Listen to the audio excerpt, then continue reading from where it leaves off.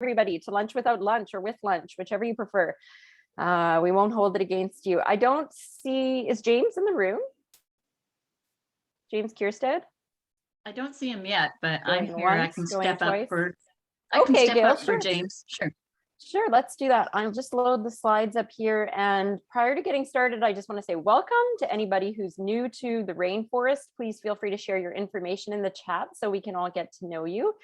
My name is Bridget Legault. I'm the community manager down in Calgary. Amber Rowden is our community storyteller, who I don't think is able to join us today. And then we have Gail Powley here today from Rainforest Edmonton Steering Committee, who will do a bit of an introduction to what is the rainforest if you're new to it. And prior to getting started, I will just make an acknowledgement of the unceded and traditional territories that we all live and play and work upon. So if you are from another region and would like to share the territory you're on currently, you can do that in the chat, but we will make special mention of the Blackfoot Confederacy, the Siksika, Kainai, Piikani, the Tsuut'ina, the Stoney Nakoda Nations, the Métis Nation Region 3, and everyone who lives and plays upon the Treaty 7 region in southern Alberta. And for those up in the Edmonton zone, we acknowledge the traditional lands of the Treaty 6 territory of the Cree, the Dene, Blackfoot, Saulteaux, Nakota Sioux, as well as the Métis. And so with that, I will pass it over to our friends on Treaty 6. Gail, if you'd like to introduce us to the rainforest. Thank you very much, everyone. So my name is Gail Powley. I'm president of Technology Alberta, and we have programs that help entrepreneurs across the province, and very happy to be talking to you from Edmonton today, and looking forward to more trips to Calgary in the future now that hopefully the worst is behind us and the words that we do not speak. So with that, moving ahead, a little video on the rainforest. Go ahead, please. What does it take to realize an idea, or for a seed to sprout? At Rainforest Alberta, we know the answer is rooted in trust. Traditionally, Albertans have cultivated their ideas in established systems. Inputs that don't fit these systems are weeded out. Opportunities for growth are missed. But now, Albertans want a dynamic landscape that can evolve organically, like a rainforest. At Rainforest Alberta, we believe a culture of trust is the fertile soil where ideas grow. Our budding innovation ecosystem is a network of relationships pulling each other up as they push forward in their own field. Trust breaks down barriers. An open, inclusive network increases collaborative innovation. Successful breakthroughs inspire new ideas. A cycle begins. Rainforest Alberta is a movement to amplify trust by cultivating honesty, inclusion, and accountability. How? Our social contract holds us accountable to demonstrate trust across the province. We meet to have honest conversations around collaboration. This leads to more inclusive spaces for everyone to fearlessly build new ideas together.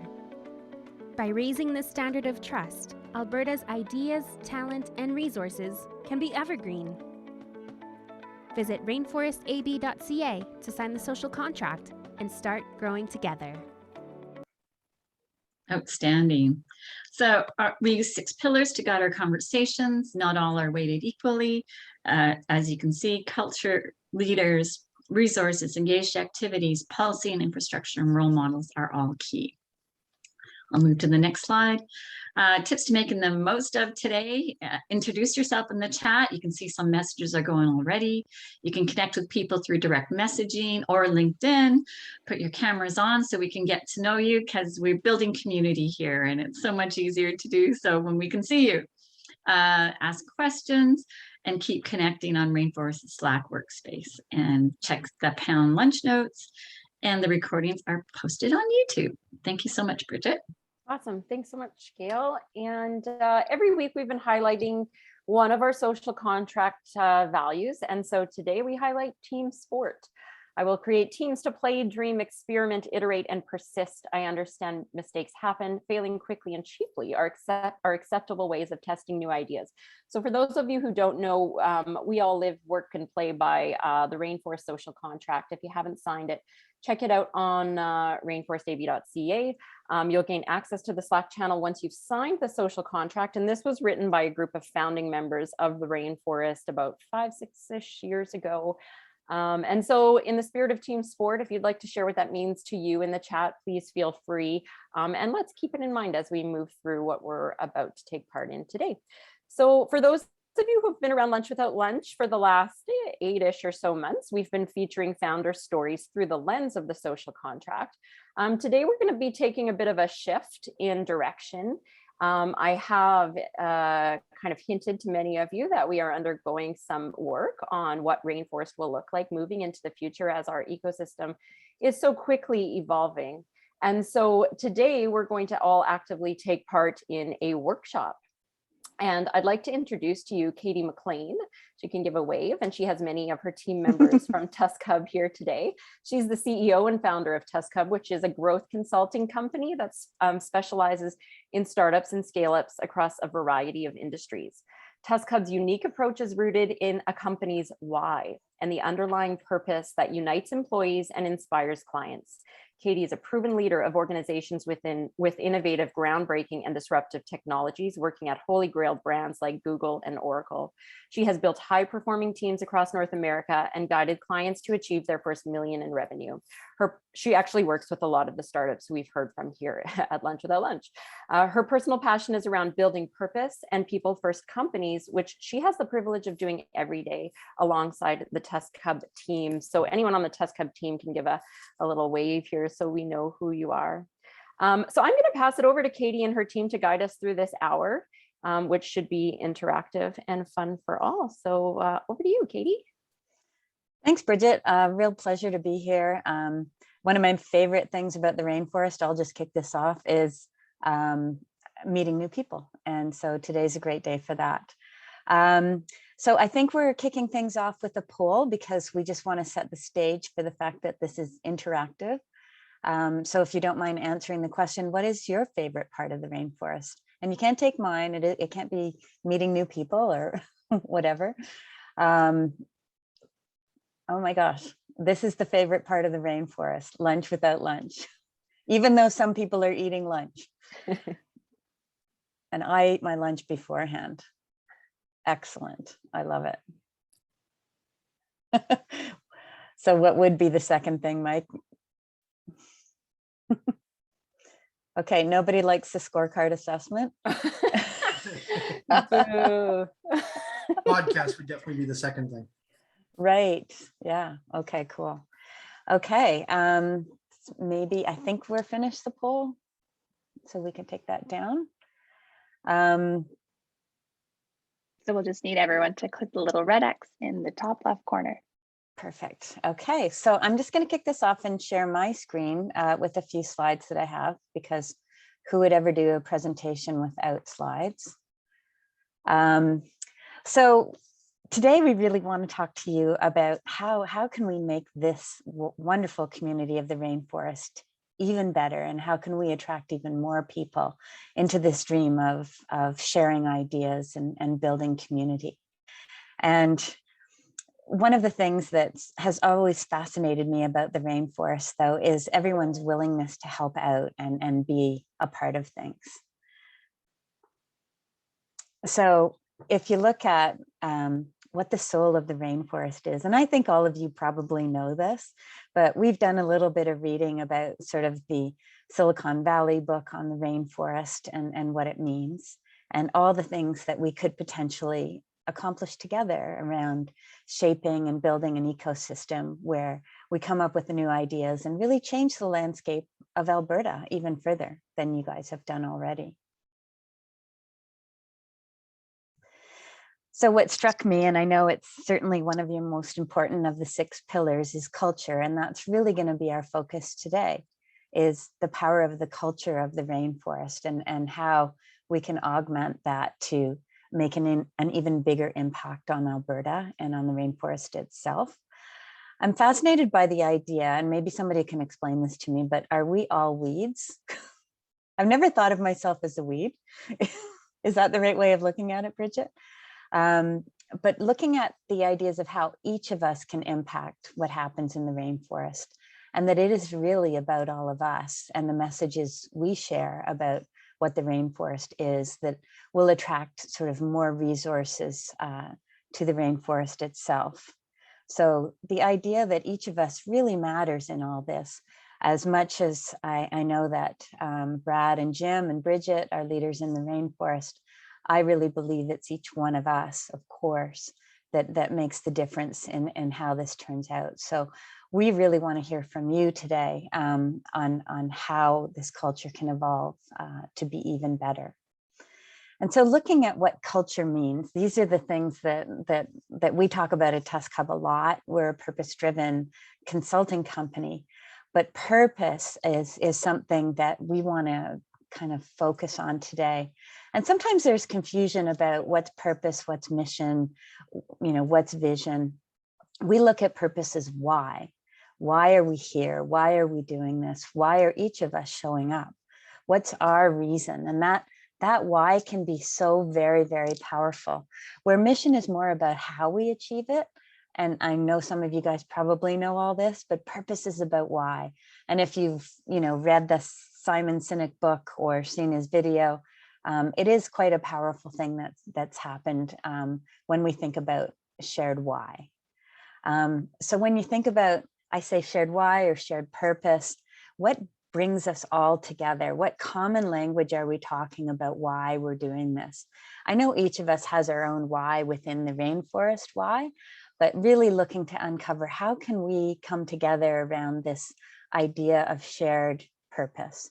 And shared purpose being, to me, one of the most powerful things we can do as a collective is absolutely shine out all of our ideas about what our shared purpose in the rainforest is. So with that idea of how do we attract what's most important in the rainforest, which is talent, ideas, and capital, of course, how can we make sure our messages are getting out about who we are and what we're trying to accomplish, so we attract even more people, maybe even people outside of Alberta, who knows? What can it be? What can we do together to sort of harness this idea of shared purpose? And it's really about attraction. So what I thought I would do, and I'm not going to talk too long, so don't worry. What does all this mean? And I'm going to give you 3 examples of how purpose has struck me in some personal experiences. So the first one was when I worked at Google. And when I arrived on my first day of onboarding in Mountain View, I was just totally struck by how much everyone believed they were changing the world at Google. It was profound for me that everyone felt responsible for it.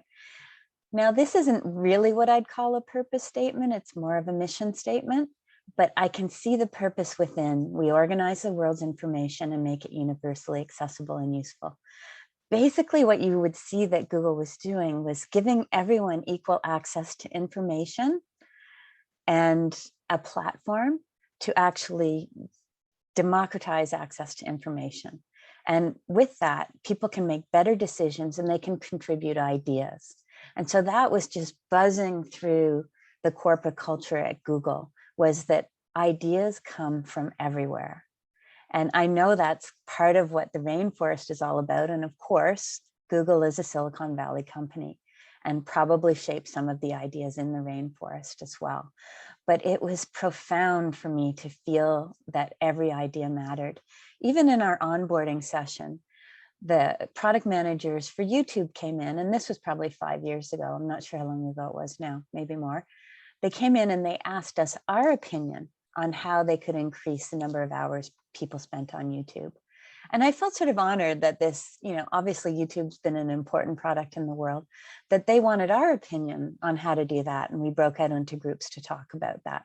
So they truly lived it as well. They lived asking people for ideas, and they took those ideas in.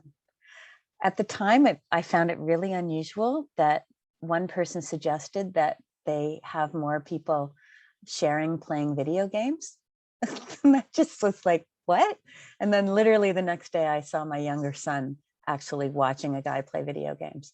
So I know that's very common now, but it wasn't in the past. So those things, that idea of genuinely caring and hearing ideas from everywhere was also profound. It was just, I don't know, this feeling that we could all contribute, and that you know, some ideas could be top down, but some could be totally bottom up. And those were the messages we shared with our clients, and those messages caught their imagination. It was pretty neat to be a part of that.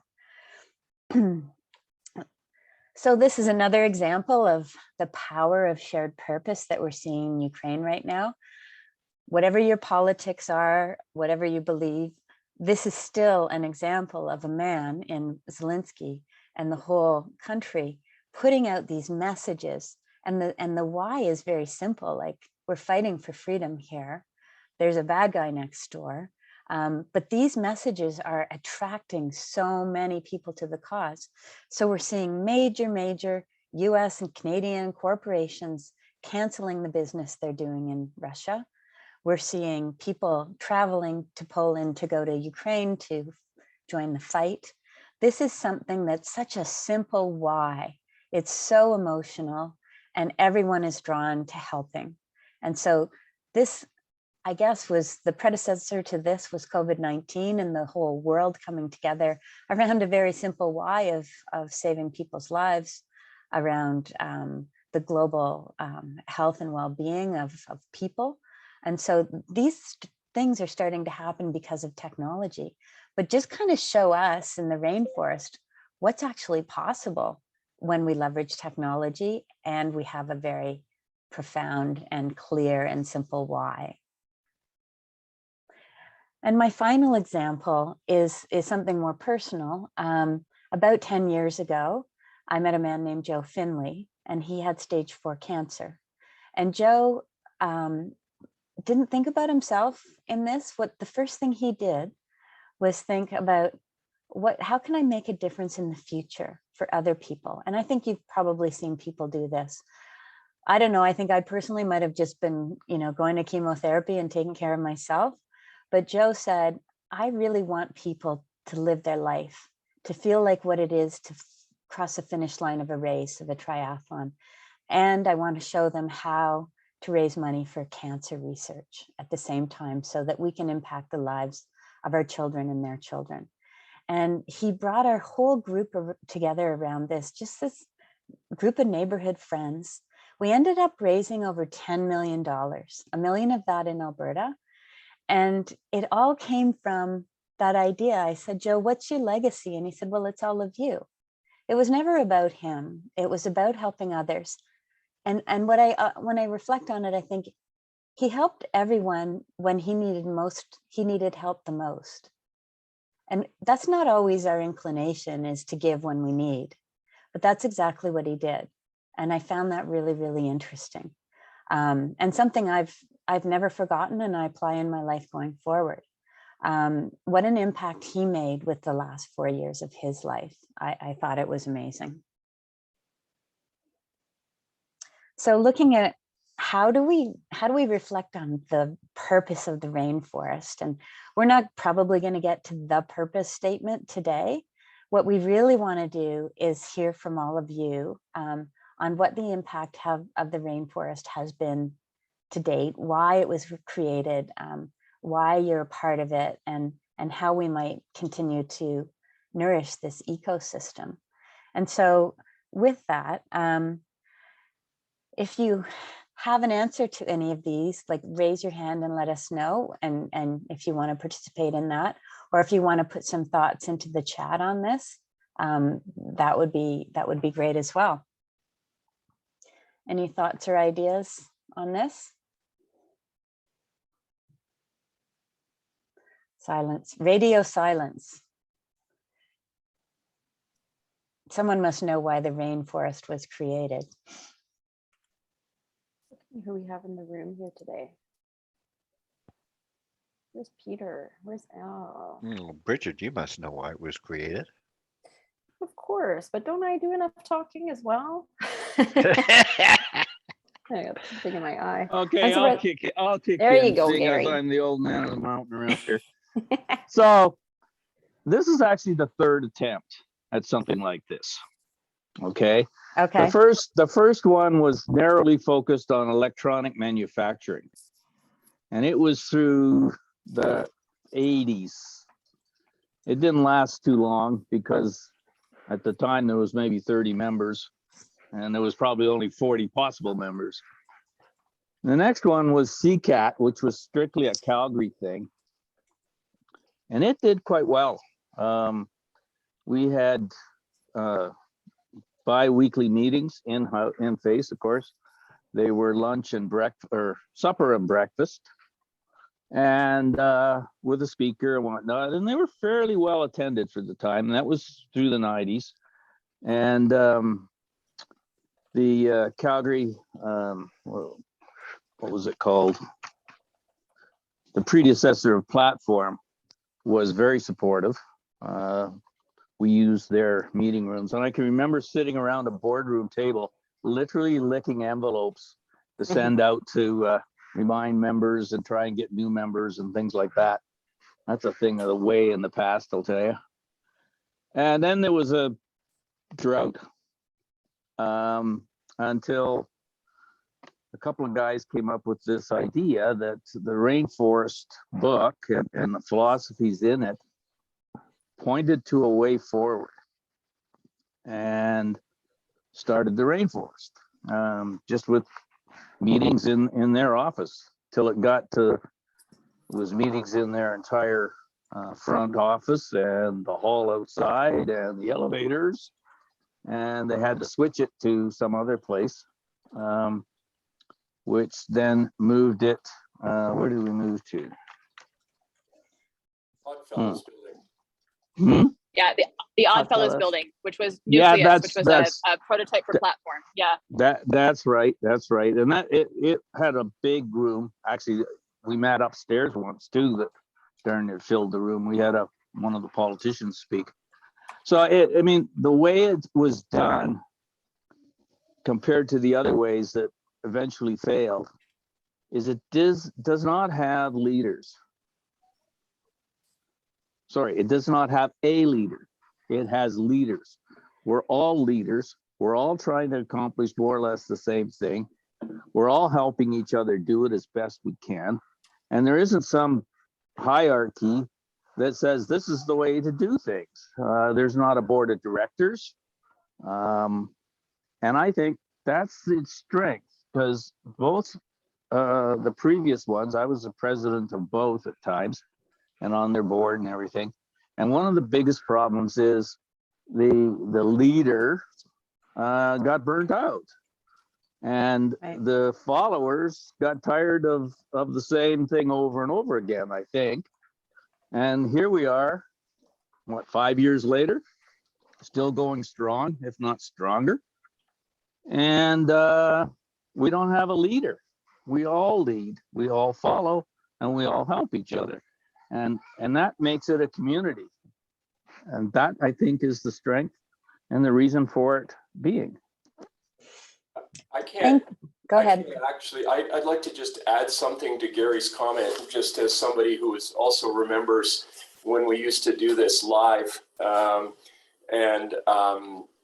I can't speak to the first two iterations because I didn't live in Alberta, but I can definitely speak to the Rainforest iteration, Rainforest Alberta. And I think, you know, and I'm going to date myself here, but Jim Gibson and I started and finished, amazingly, our Bachelor of Commerce degrees. And I'm embarrassed to say that the first digit of the year that we started had a 7 in it.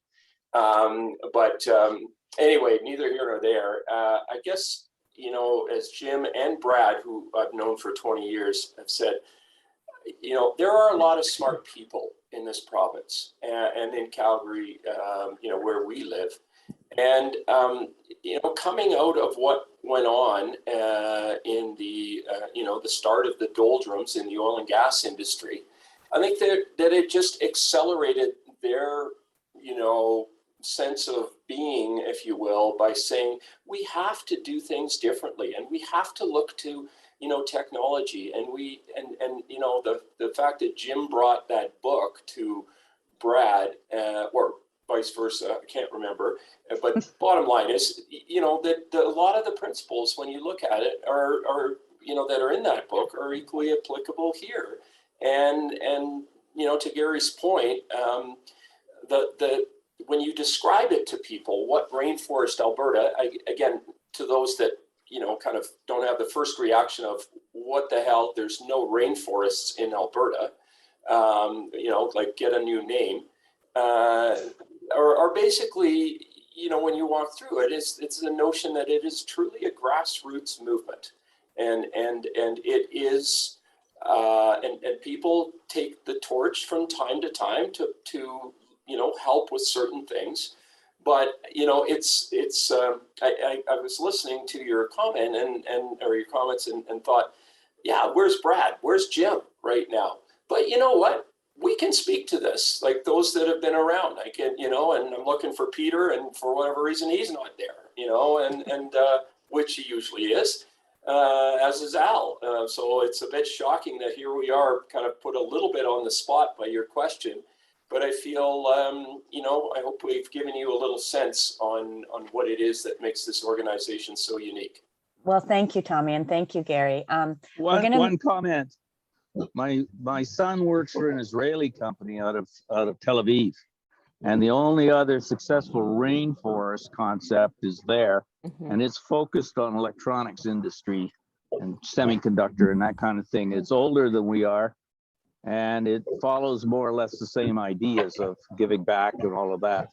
So that's it great. Works. Well, I mean, thank you both for your comments. I am here, by the way. I'm just on my bicycle. Pete here, LaFontaine. Welcome. Good to hear you're here. But this question was directed at all of you, and to understand your knowledge of why the rainforest was created. And so thank you both for your input on that. What we're going to do next, and if you have any further ideas, we just want to assess what your messaging is, how you're hearing, what the purpose is right now. So if you reflect on this and you want to email me or Bridget any of these answers, we would love it. What we're going to go to now is some breakout rooms, and love to just have a discussion on an impactful experience that happened to you because of the rainforest. And if you don't have one, join in on the conversation with someone who does. If someone could record in writing one of those experiences or a number of them, that would be great, because we'd love to document them. But also, like, have a great conversation about like what's happened because of this rainforest, and describe as in detail as you can about what that looks like. And we'll be asking one or two of you to share that one of those stories. You're welcome to tell someone else's story as well. So with that, Bridget, are we ready to go to the breakout rooms, or Erin? Yep, we're all set. Okay, well, have fun, you guys. It'll be about 10 minutes, okay? Always just when they get going, right? Totally. It wouldn't happen that way in real life, would it? Or would it? Oh, Peter's on his bike. We're just going to mute him. What are you, in a building, Peter? Jeez, what are you driving through a... Peter's on his bike. Of course he is. Okay, sorry, Katie. Oh, no worries. Well, we do like hearing ideas from everywhere, even on your bike, right? So I hope everyone had a good conversation in their group, and really love to hear a few people talk about their stories and experiences. I guess I'll just start out to talk about impact with you guys. One of the things that struck me, I sent one of my friends to a rainforest meeting a number of years ago, and she was an oil and gas engineer and got laid off from her job, participated in rainforest, and the whole tech community captured her imagination of what is possible, especially with an engineering degree. She ended up going back to a career in oil and gas for a few years, But then she had actually the confidence that there was something more out there to leave her job and enter the tech community, where she's enjoying a wonderful career now. So I think that says a lot about us building an infrastructure that supports people in making these types of decisions. Does anybody, can I get a volunteer from one of the groups to tell the story about I'll impact? volunteer. Okay, great. I'll volunteer too. Okay. Well, Okay. okay, I'll make it quick, but I'm glad Okay. that there's another volunteer. So we had a great discussion about what was most impactful, which was going online in a very positive way. So there are many elements to that. Ross was, recognized that fact that everyone's name is on there, the name tags that everyone's trying to read, right? The big felt pens where you just put your first name and you're trying to figure that out. Here, it's clear. You can see, their name. You can actually do a LinkedIn search to understand. You can actually be more connected and get more out of that, community, because that's what Rainforest is. So getting more connected, immersed in the community, at least at an introductory stage when you're online. And then we even mentioned in the breakout rooms and such, when you're in a group of 5 in a breakout room, you have everyone's full attention. If you're in a room of 50 and you're trying to have a conversation, you're being distracted all the time. You're looking at what other people are doing, because that's the attention that we as people have. But when you're a group of 5 in your 4 walled areas, looking at your camera, you're giving people better attention. So there you go. So higher impact. Yes, there's actually research being done on this, and the optimum or the maximum amount of people where you can have that one-on-one attention is 15. It's the most impactful. Nice. We heard in our group from Mark. He's here right now. He invented a new bicycle seat, and I think his experience illustrates one of the real values that I find in the Rainforest Lunch Without Lunch is the ability to meet the people. If you're starting out with a project that Mark has done, you don't know where to go for your resources. So Mark's invented a new bike seat, and through Rainforest Lunch Without Lunch, he made connections with a manufacturer and with other people that are instrumental in bringing his idea to fruition. So this spring, he's going to introduce his new product. That's a great story. That's wonderful. I thought so, yeah. That is an example of a connection that was made and was so helpful. It was really, okay, you're doing that. Yeah, how can we help? Thanks for that. Are there any other stories people would like to share? I could speak to Mark's story from the other side. Okay. And so I saw Mark several times on the Rainforest talking about his seat, and I realized he wasn't moving forward. So I got a hold of him, and really just by asking questions and whatnot, it started to move forward again. And I think sometime in April, we'll have the first real seat, and made a lot towards my contacts in the tech world and manufacturing, that kind of thing. So that sounds amazing. Thank you for that, Gary. I think Mike raised his hand. Yeah, we had a bit of a conversation about how when we were meeting live, despite our best intentions, people still kind of formed little cliques. There were, all the founders were together, all of the government people were together, all of the students were together. And then there were a few people that were kind of cross-pollinating the groups, moving between. Whereas the Zoom breakout rooms kind of force us, the randomization kind of forces us to connect with people we wouldn't necessarily otherwise connect with. And those random collisions have, just from my own experience, have added so much to my experience over the last, year and a half, 2 years, well, especially while we've been, 100% virtual. That's a really good point, Mike. that makes all the difference in making sure that we don't stick in our comfort zones, right? That's kind of difficult to achieve sometimes when you just throw a bunch of people together. They just want to be comfortable. Anybody else have a story?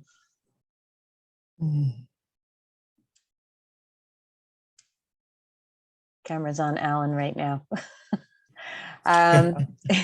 One thing I found that was common in our group was that we all were talking about how we recently had to pivot so much into new roles, and the rainforest has helped a lot of people connect to meet people that we would have never otherwise connected. And we even realized some connections we were even unaware of. So I'm brand new to the rainforest, so everything is new to me right now, but it was very interesting to see just how many people were in a similar situation to mine, and this is only a group of 4. So I can only imagine the other kind of connections they have in this group of 50 some odd. Are there any more, thank you for that, Ryan. Are there any more personal stories, like stories of people that, and impact can be big and small. Impact can be just this very small thing that happened because you talked to someone you wouldn't have otherwise. Does anyone have a story about how that might have happened? Erin is raising. Where's Erin?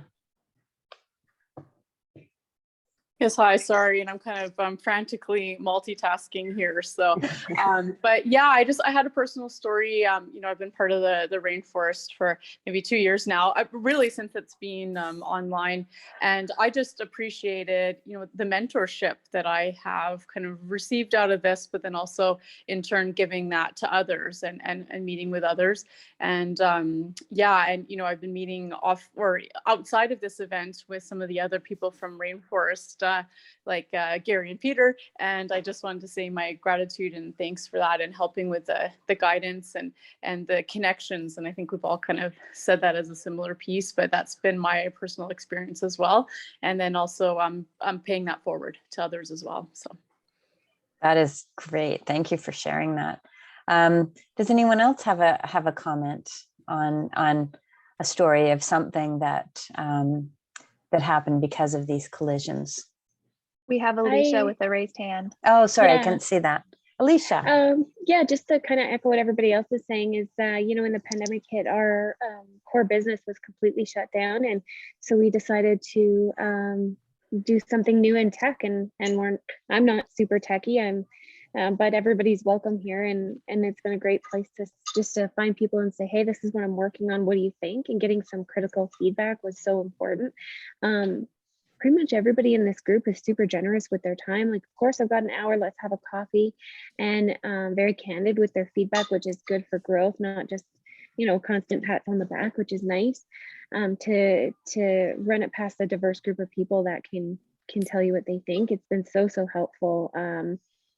That's what I really enjoy about being here, and then like Erin said, trying to pay that forward. So if anybody needs to bounce ideas off me or get my perspective on anything, it's nice to know that I'm in a community where people can see that I'm available. Here's my skill set, and if you need something, you know how to get a hold of me. That's great. Thanks, Alicia. Really insightful as well about just being able to bounce ideas off someone is often half the battle. When you're starting something new, you're just not 100% sure, and you just want to hear, well, what do you think of this idea? Does it make any sense? And if someone says yes and they have more ideas, or they reaffirm your idea, half of I find in the work that we do as consultants is about just reinforcing the ideas that a founder has and helping them make it happen. And so I think that's what like the rainforest seems to be plentiful in advice and support. Is there anyone else? We have, I think, time for one more, Erin, is that right? Yes, that's correct, Katie. Okay. Any other thoughts of even something small that happened because you came here? Megan's is good. Yeah, go ahead. I know for myself, I'll be quick because I see Marty has his hand up too. hosting Civic Tech YYC, like over half of my recent events, I've been able to find other people, even just from breakout rooms, to speak and host at other ones. So Rainforest hasn't just been building the community, it's also been cascading and creating and building other communities. So Civic Tech wouldn't exist because of Rainforest. And now that we exist, we have other Rainforest connections that have helped us start Inclusivity, the inclusive user testing group, which you're going to be hearing more about from me in the coming weeks. But it's just exciting of how it is that seed that does actually build the ecosystem. Right, more communities makes the ecosystem even bigger. It's not just the rainforest. There's a million other things that can impact. And there was, sorry, who had their hand raised? It was Marty there. Oh, Marty. Hi. Hello there. Yeah, so I stepped out of a sort of a very close-knit, big corporate community in January, and really thinking that there was just nothing here. There's like, there's three electronics companies in Calgary, and I know everyone that works at all of those, and I don't know anything. So joining Rainforest, number one, it just made me feel so welcome, and it just there's a great way to build connections. There's so much going on in this tech. It was sort of really energizing just to be part of that, because I thought, oh, I'm at the end of my career now, I'm retiring, whatever. But now I just feel that there's just so much more that I can get involved with. So for me personally, I love these lunch without lunches. I come every week if I can. I couldn't make it last week, and it was killing me. So I just love coming to these. So yeah, it's very welcoming, very nurturing, and it's a great place to build connections. So thanks for that, Marty. And just to wrap up my part of it before I hand it over to Bridget, all your comments and ideas are amazing. And I think one thing that's really resonated with me is that which must be rare, this group has met more new people than most people have in the last 2 years, because you've showed up every Wednesday, right? Like, one of the things that impacts of COVID have been for me is I haven't met as many new people, but it sounds like all of you have and actually move forward because of that. So thanks for your participation, everyone. My favorite is the bike. Is the bikes, Peter? quit unmuting. I feel like I'm in a wind tunnel. See you later. No, I'm teasing you. Over to you, Bridget. Thanks so much, Katie. I know Sean has his hand up. Do you want to leave us? Sure. Final I don't know thoughts? why I can't see when people have their hands That's up. okay. But Hey guys, thanks a lot for letting me speak. I wanted to give a shout out to Al Dagan, who invited me here. And if you guys know Al, he runs the Rainforest podcast. So just wanted to make a shout out to Al, because he is the reason I'm here today. And I'm really excited to meet you guys and maybe, connect with more people and engage more with entrepreneurs and learn about the tech startup field, which I've been largely absent from. But yeah, anyway, I wanted to make a shout out to Al for making this possible for me today and meeting all of you guys. And I'll send the link here to the podcast where I'm interviewing him. So if you're interested to learn more about the Rainforest podcast and what's coming up with Rainforest Calgary, definitely have a listen. It's coming up in the next few weeks. We'll go through our editors and then we can release it. Thanks, John, and thanks for taking Al's place and sharing that today, because this is the moment he shares the podcast with everyone, where anyone here can take part as a guest or host. So connect with myself or Al or Sean if you'd like to take part in that. It is the number 4 innovation podcast in Canada in 2021. But huge thank you to Katie's team. It's pretty hard for me not to jump in and share all the special moments, because there's so many for me. Gail's nodding. Everyone's nodding. Peter might be nodding or just dodging things. So a big warm thank you to Katie and her team at Test Hub. I think that was a really valuable exercise for the community and the work that we're embarking on in creating something new for the rainforest. And so you're all integral in that. And I thank you all. So does anyone else have any community announcements that they would like to share? You're beeping, but I don't think it's, yeah. Okay, Mike, go ahead. I actually have a personal request. I'm doing some research and developing a corporate leadership workshop that I'm looking for examples of movies and novels that demonstrate leadership traits, so that we can develop a kind of common language. I put a post up on LinkedIn earlier this morning, and if you could, I'll put the link in the chat. And if you could go there and just leave a comment about your favorite novel or movie or TV show that you think demonstrates a leadership capability. I'd love to kind of collect a list of everybody's suggestions, and I promise I'll put them in another post so you have them for reference later on. Thanks. Great, thanks, Mike. Thanks for sharing. Anyone else? Yeah, Bridget, can I just speak up? I like the practice when people who are new to the rainforest are able to introduce themselves. I know it kind of puts them on the spot a little bit, but it's always good to like see new faces and people that are coming out, and especially people who are looking for either a technical solution or they're new into like an industry or field and they're looking for work. That would be amazing to hear from them. Yeah. That's a great point. Although I will mention, be happy that it's being done virtually. Otherwise, you would have had 27 seconds as we rifled through 45 new people in the old days. Yeah, well, when I first started in this role just over a year and a half ago, that was the resounding feedback I had from everyone. Please stop having everyone introduce themselves, and only because it did take up the whole hour, and then that was that. So hopefully you get the chance to do that in the chat, and you use all of the other digital tools that, like Ross I saw mentioned in the chat, makes that so easier in this virtual day and age. Bridget, sorry, yes. you just to clarify, it didn't take the whole hour. It took I've seen videos where it did 15 minutes, and Kiefer Tremblay, who is an very motivated rainforester. I say that because he's moved, I think, to Toronto.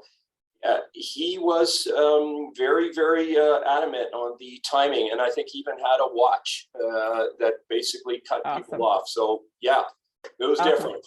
Okay, thanks, Tommy.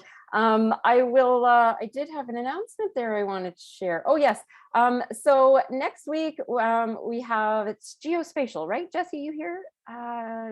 Yeah, so geospatial is actually out of BC, but they're teams across Canada, and Jesse's an avid rainforester, and he's going to be sharing the work they do next week. So join us for that virtually. But on March 30th, we are going to do our first in-person hybrid event.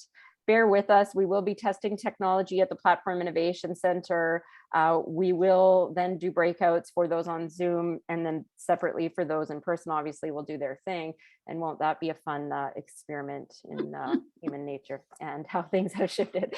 So that should be fun. And please join us at the Innovation Center there. There's information on our LUMA registration page as to the address. It's really close to the C train. And there is public parking in the building because it's actually a parkade. So any questions, just let us know, but we'll share that on Slack as well. And so one more announcement from Peter, and then we'll wrap it up. I'll just say thank you to everybody now in case we hit the top of the hour and you have to run. Have a great rest of the week. Go ahead, Peter. I won't be able to put it in chat, but I will put it in Slack, and I'll put it in the next meeting. But on June 18th, I'm looking for people that want to ride with me around Lake Windermere. We're raising money for the Branch Out Foundation, which is non-pharmaceutical neurological research grants. So it'll be a lot of fun. It'll be a whole day plus a whole evening of getting together. And I'm trying to put together a team of about 20 people that want to go and ride around the lake. And you can do it on an e-bike or a cart or a scooter. I don't care, but come out and join us and raise some money for for a super good cause. Take care. Awesome. Thanks, Peter. Just got a note from Nav. If you signed the social contract and didn't get the Slack invite or the onboarding email you should have received, just check your junk folder. It seems to be ending up there more often than not lately for some reason. And yes, the Rainforest Edmonton team is running their summit in person on March 24th. So if you can make it up to Edmonton, check out Rainforest YEG socials for information on that summit. So we leave the room open for anyone who'd like to continue to connect. Just stick around. If there's enough of you, we'll open more breakouts. But otherwise, big thank you to Tusk Hub and to everyone who came today. And we'll see you soon.